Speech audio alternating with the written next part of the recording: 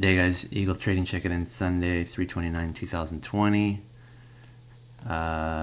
This is the channels we're looking for, and on Monday we'll get our numbers together, but you can see the formation of the sell-off is kind of staying just as we expected. We'll show the Fibonacci numbers soon, but here's your channel from the pivot, top of the break, big hammer to the downside.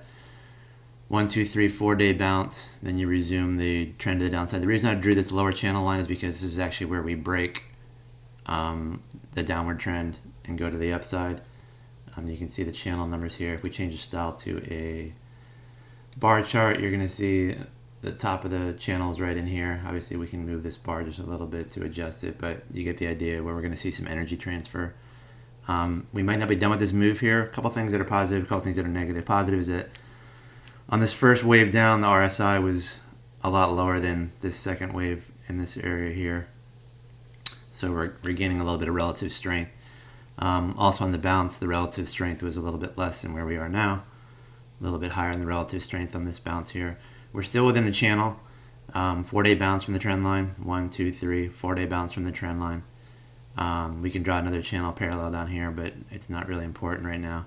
I believe we're probably going to go into either a sideways pattern or just simply retest this low and then break it and start to retest those lower levels of the channel. If we pull this up on a Fibonacci, you can see the numbers are kind of lining up about as expected. If we pull it from the top down, you can see kind of what we're looking at here. Bounce, retest along this line here, the 245-ish area.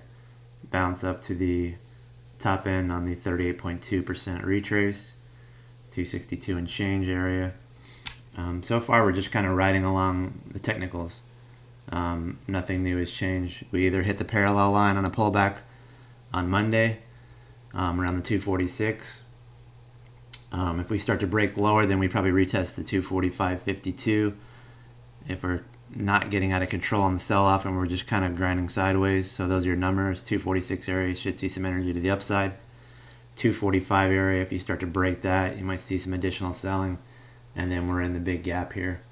You can obviously look at these lower channel levels for support, but the numbers probably tell us that we're going to go down and retest this lower channel at least, or the lower fib number, which pretty much lines up the same. Obviously time changes that, and the further down the line we go, the lower this channel will start to go. So those are the numbers we're looking at. 246 needs to hold. We could retest 245 and change intraday on the other Fibonacci number. If we start to move to the upside, I think we've already seen a pretty significant move from here. So you might see a top channel touch in the 264 area. I wouldn't expect to move through there unless we have some good news. So now you got your numbers. You could use this chart obviously to replicate it for your day trading and kind of zoom in and pick your price points. But so far we're kind of following the numbers. It is good to see a little bit of more relative strength here, but I still think we're going to kind of fail along these numbers and then roll back to the downside, at least to retest this lower Fibonacci number. It wouldn't be so unhealthy either to retest that and then bounce from there and then break the descending trend line on the channel. That would be a little bit more healthy given the amount of move we've seen from the bottom. Relative strength's looking good. I'd like to see a little more increased volume on the uptrend instead of decreasing volume. So this kind of puts us in a really neutral stance here going into Monday. But we have our numbers where we want to go short, where we want to go long. Obviously, it depends on how the news comes out. We start to break those at a gap in the morning, we have to readjust. But you get the idea of what's happening here. And hopefully we'll have a better indication on Monday of which way we're headed.